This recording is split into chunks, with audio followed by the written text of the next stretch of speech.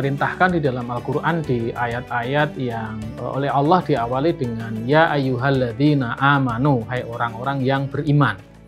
Salah satu ciri orang-orang yang beriman itu adalah orang-orang yang senang kemudian berbagi.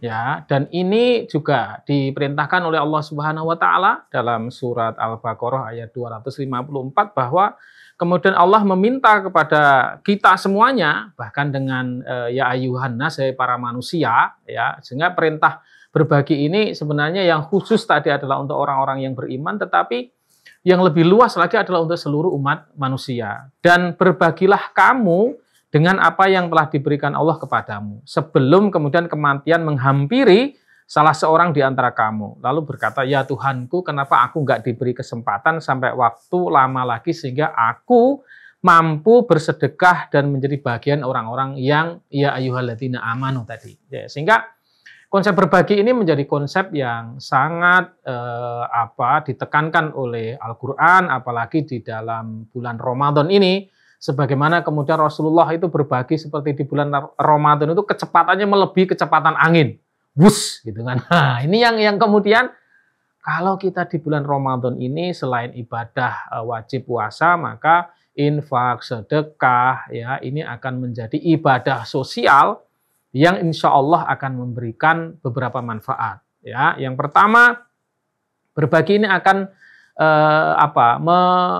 mendekatkan hubungan silaturahim kita, ya, meningkatkan kepedulian kita, meningkatkan hubungan yang mungkin jauh menjadi dekat, yang kemudian dari yang tidak cinta menjadi cinta, ya, dengan kita berbagi dalam bentuk apapun, mau berbagi makanan, mau berbagi ilmu, ya, mau berbagi waktu, termasuk di bulan Ramadan ini berbagi waktu adalah hal yang istimewa, ya, terutama untuk keluarga kita.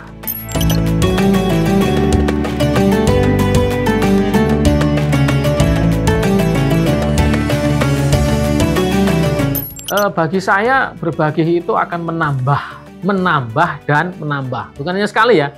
Berbagi itu akan menambah dan menambah semuanya yang ada dalam diri kita. Mau harta kita, Allah akan lipat gandakan.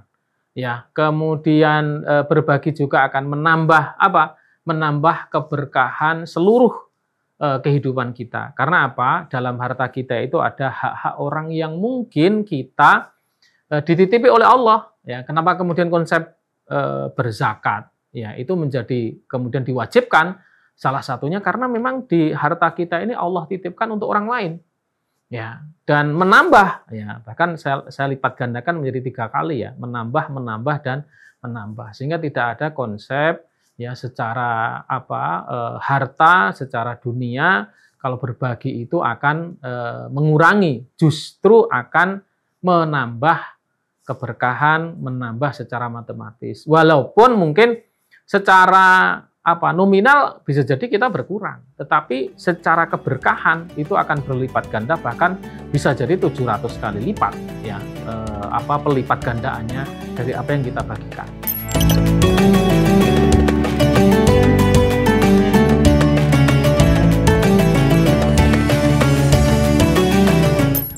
Pertama, yang kemudian menjadi selemah-lemahnya berbagi, yaitu mungkin salah satunya kalau kita nggak bisa apa-apa, ya, berdoa, ya, berbagi doa, ya, mendoakan saudara-saudara kita, Allahumma gfir lil muslimina wal muslimat, ya, mendoakan saudara-saudara muslim kita dimanapun mereka berada, khususnya mendoakan keluarga kita, mendoakan bangsa dan negara kita, mendoakan orang-orang yang mungkin terkena masalah, itu bisa kemudian kita lakukan. Nggak gampang sebenarnya. Orang mungkin berdoa kadang untuk dirinya sendiri, untuk keluarganya, untuk untuk kesuksesan yang sifatnya pribadi. Tapi untuk orang lain, makanya kenapa kemudian kita selalu diajarkan untuk berdoa, ini menjadi salah satu, ya, cara kita berbagi dalam konteks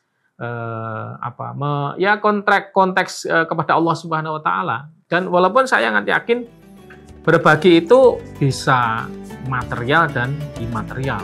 Ya, ini yang harus kita tekankan.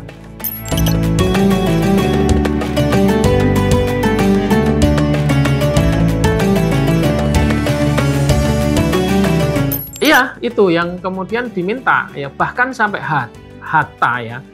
Apa yang kita ucapkan itu harus dalam bentuk kebaikan.